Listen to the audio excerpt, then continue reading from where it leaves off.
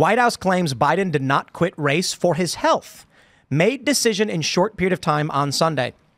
So I love this. The Daily Mail reporter who was on the Air Force One jet said that he looked deathly ill and they were rushing as fast as possible to get Joe into COVID isolation. Interesting. Yeah, I do not believe that for a second.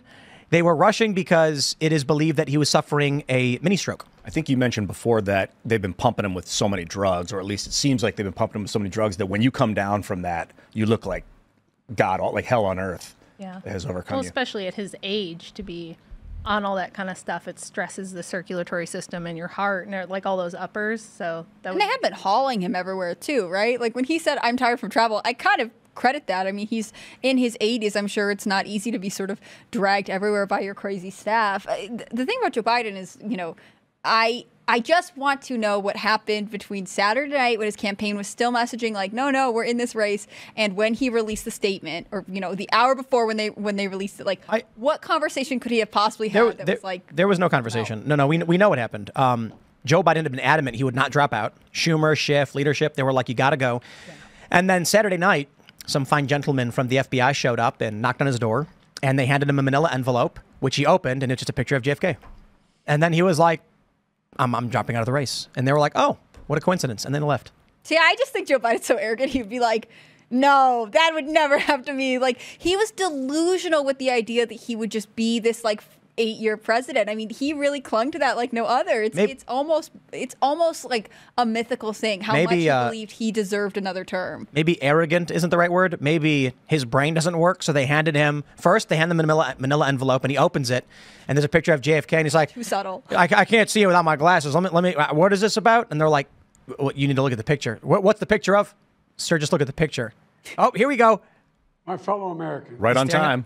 I'm speaking to you tonight from behind the resolute desk in the Oval Office.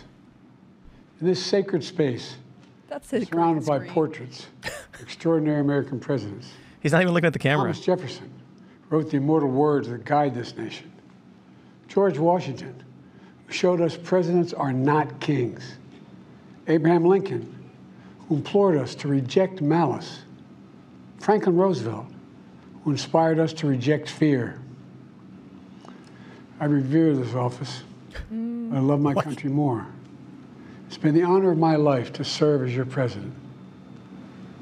But in the defense of democracy, which is at stake, I think it's more important than any title. I draw strength and I find joy in working for the American people. But this sacred task of perfecting our union is not about me. It's about you. They couldn't have put his teleprompter on the same level as the camera. Come on, team. Futures. It's about we, the people. And we can never forget that. And I never have. I've made it clear that I believe America is at an inflection point. Wow, he's reading for sure. One of those rare moments in history when the decisions we make now will determine our fate of our nation and the world for decades to come. America's going to have to choose between moving forward or backward, between hope and hate, between unity and division.